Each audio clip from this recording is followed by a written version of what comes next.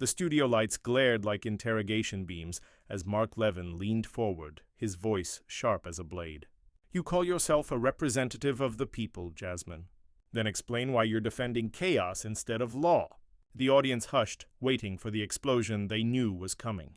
Across from him, Jasmine Crockett sat poised, eyes steady, lips curved in that calm, almost dangerous smile she wore when she was about to turn fire into power. The tension thickened in the air. It wasn't just a debate, it was a test of truth, and she knew millions were watching.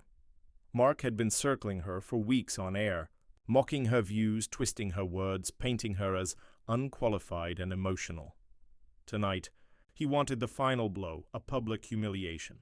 His team had stacked questions meant to corner her, to make her falter.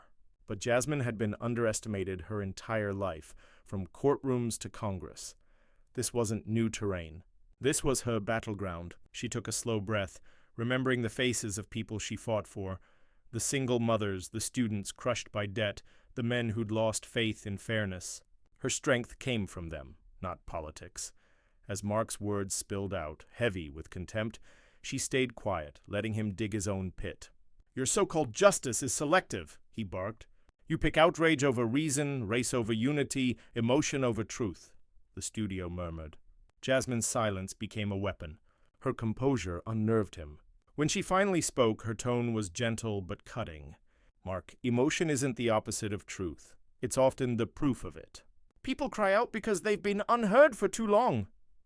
The crowd stirred, and for the first time Mark blinked, thrown off balance.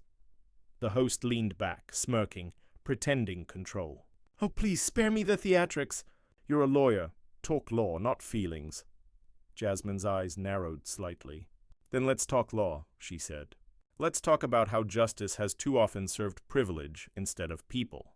Let's talk about how laws were written to control voices like mine, not protect them." Every word struck like a hammer wrapped in silk. Mark tried to interrupt, but she kept going, her voice steady, her conviction unshaken. The audience could feel the shift, energy moving like a current through the room. Jasmine wasn't defending herself. She was exposing a system. "You want to talk about chaos? Look at the chaos that silence breeds," she continued. "When people are ignored, when truth is buried under fear and propaganda, that's when real disorder begins." Her words hit with rhythm like poetry charged with purpose. Mark leaned forward again, his tone now more defensive. "So you're saying the system's broken?" he challenged. "I'm saying the system's human," Jasmine replied softly. "And humans make mistakes, but we can also correct them if we have the courage to face them." The calmness in her tone silenced the whispers. Even those who disagreed couldn't deny her authenticity. The moment hung in the air, raw and undeniable. Mark, flustered, shuffled his notes, trying to regain control of the narrative. He reached for an old tactic, mockery. "That's a nice speech, but it's empty. Where's your evidence?" Jasmine smiled faintly. "You want evidence? Look around." She pointed subtly to the camera, her words reaching beyond the studio. "Every person watching this, working double shifts, paying too much for too little, scared their voice doesn't matter. That's my evidence. Their struggle is real, and pretending it's not doesn't make it disappear." The applause began slowly, hesitant but growing. Mark's jaw tightened.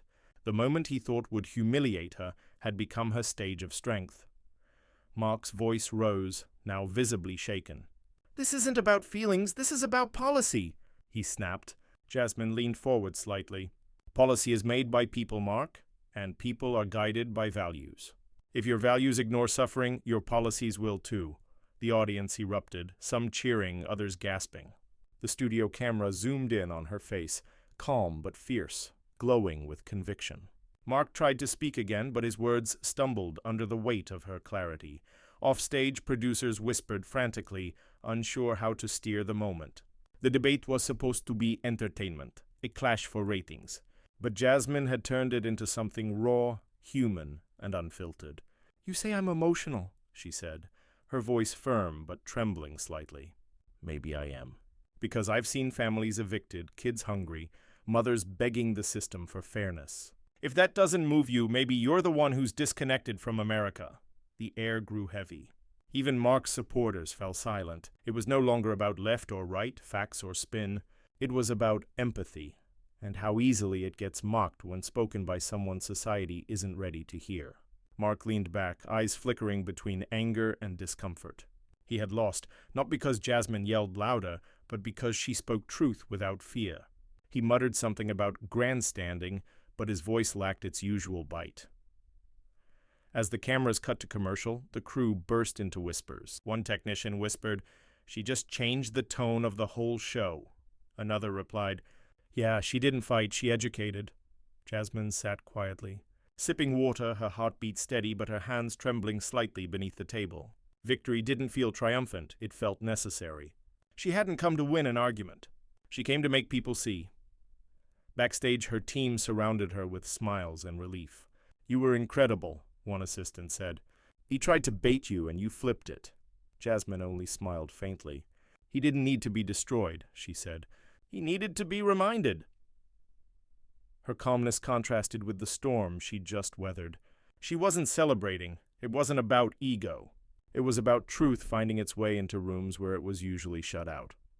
Later that night, clips from the debate flooded social media. "Jasmine Crockett School's Mark Levin," one headline read. "A masterclass in grace under fire," another said. People shared her words with captions like, "Finally, someone said it." The viral surge wasn't about drama, it was about resonance. Ordinary people saw in her the courage they wished they could show in their own daily battles. Mark, meanwhile, sat in his office watching the replay in silence. Somewhere deep down, even he couldn't deny the power of her words. He had expected fury. Instead, she had given him reflection. Maybe he wouldn't admit it publicly, but something in her calm defiance made him rethink his tone, if only for a moment. The mirror she held up had been too clear to ignore. A week later, Jasmine stood before a crowd in her district, greeted with thunderous applause. "I'm not here to be liked," she said, smiling. "I'm here to be heard, and to make sure you are too." The crowd roared, not because she had won a debate, but because she had restored something far more powerful: dignity. Her courage had become their courage. Her words had become their reminder that silence is the only real defeat. That night, as she walked home, the city lights reflected in her eyes like small constellations. She thought of every young girl watching that debate, learning that grace can be stronger than rage, and that truth doesn't need volume. It needs courage. She whispered to herself, "They'll come harder next time." Then she smiled. "And I'll still be ready." The story wasn't about humiliation anymore. It was about resilience, about the quiet kind of power that refuses to bow even when surrounded by noise.